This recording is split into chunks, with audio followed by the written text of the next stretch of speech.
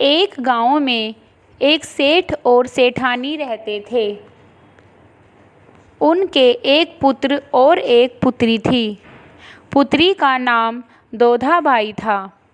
दोनों की शादी हो गई थी। दोनों के दो दो बच्चे थे। कुछ समय पश्चात उनके माता पिता का स्वर्गवास हो गया। भाई अपनी बहन से बहुत प्रेम करता था, पर कुछ ही दिनों में दोधाबाई भी विधवा हो गई और अपने भाई के घर पर रहने लगी। भाई की पत्नी दोधाबाई से बहुत नफरत करती थी। जब पितृपक्ष आरंभ हुआ तो उसके भाई ने अपनी पत्नी से कहा कि मैं पितरों के श्राद्ध के लिए गंगा स्नान करने जा रहा हूँ। तुम मेरी बहन और उसके बच्चों का ख्याल रखना।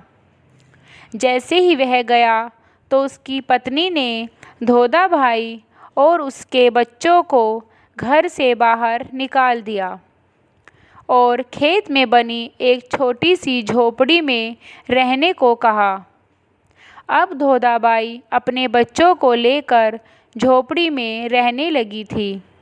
वह रोज़ सुबह भाभी के घर जाकर सारा काम करती और बदले में भाभी उसे सूखी रोटी खाने को देती थी। कुछ दिन तक ऐसे ही चलता रहा। दोधाबाई जब अपने भाभी के घर में आटा पीसती तो आटा छानने वाला कपड़ा साथ ले आती और अपने घर आकर उस आटे से सने कपड़े को पानी में घोलकर उसे चूल्हे पर चढ़ा देती। उस पानी को पकाकर अपने बच्चों को कहती कि लो बच्चों, खीर खा लो। ऐसे ही दिन गुजरते गए। फिर एक दिन जब दोधाबाई काम से वापस घर जा रही थी, तब उसकी भाभी ने कहा, कल माता जी का श्राद्ध है, तो तुम बिना बुलाए मत आना। जब आंगन में लगा हुआ वह पीपल का पेड़ अपनी जगह से हिल जाए तब तुम आना। यह बात सुनकर दोधाबाई की आंखों से आंसू गिरने लगे और वह रोते हुए अपने घर चली गई। अगले दिन दोधाबाई के बच्चों ने कहा कि माँ चलो, आज तो नानी जी का श्राद्ध है, आज तो हमें अच्छा भोजन करने को मिलेगा। तब दोधाबाई कहती है कि नहीं, हम वहाँ नहीं जाएंगे। तुम्हारी मामी ने कहा है कि जब पीपल का पेड़ आंगन में हिलने लगे तभी हम वहाँ जा सकते हैं। लेकिन तुम ही बताओ कि क्या पेड़ की टहनियाँ हिलती हैं? क्या कभी पेड़ अपनी जगह से हिल सकता है? शाम को उसके भाई का बेटा सूखी रोटी और उसके ऊपर कुछ चावल लेकर आता है। दोधाबाई उन्हें अपनी झोपड़ी के ऊपर फेंक देती है और अपने बच्चों को लेकर भूखे ही सो जाती है। अगली सुबह जब वह काम पर गई तो फिर से भाभी ने कहा कि कल पिताजी का श्राद्ध है, तो तुम बिना बुलाए मत आना और अगर आंगन का पेड़ अपनी जगह से हिल जाए तब आ जाना।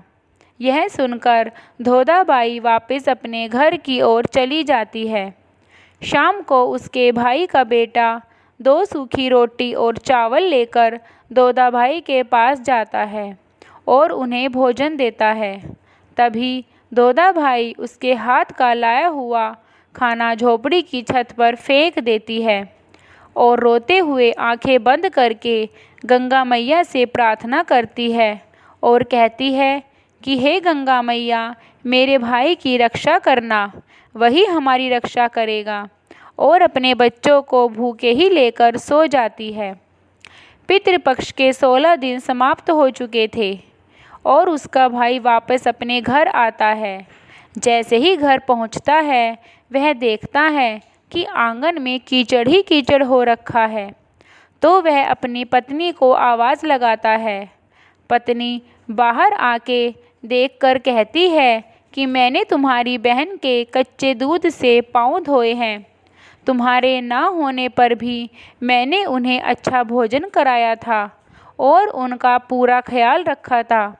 यह कीचड़ उनके पाँव के धोए हुए कच्चे दूध की वजह से ही है। ऐसा सुनकर भाई को विश्वास नहीं होता, लेकिन फिर वह बहन को आवाज़ देता है तो उसकी पत्नी कहती है कि मैंने तुम्हारी बहन की इतनी सेवा करी है, लेकिन फिर भी वह मुझसे नाराज़ होकर अपनी खुद की बनाई हुई झोपड़ी में ही रह रही है। जब भाई धोधाबाई के पास जाता है तो देखता है कि वहाँ पर कोई झोपड़ी नहीं है, बल्कि उसके स्थान पर एक सुंदर सा महल बना हुआ है। वह महल में जैसे ही प्रवेश करता है उसे धोधाबाई दिखती है। भाई कहता है, बहन तुम यहाँ क्यों रह रही हो? तो धोधाबाई कहती है कि मैं यहाँ अपने आप नहीं आई, तुम्हारी पत्नी ने मुझे घर से निकाल दिया था और उसने हमें खाने के लिए सूखी रोटी दी थी। तुम्हारे घर में जो कीचड़ है वह कोई कच्चे दूध का कीचड़ नहीं है, बल्कि मेरे आंसू हैं जो हर रात मैंने गंगा मैया के सामने प्रार्थना करते हुए निकाले थे। भाई अपनी पत्नी की इस हरकत के लिए बहुत शर्मिंदा होता है। वह अपने दोनों हाथ जोड़कर धोधाबाई से माफ़ी मांगता है और कहता है कि बहन घर चलो, लेकिन धोधाबाई कहती है, नहीं भैया, मैं वापस घर नहीं जाऊंगी, आज से हम लोग यहीं रहेंगे। और भाई वापस अपने घर की ओर चला जाता है।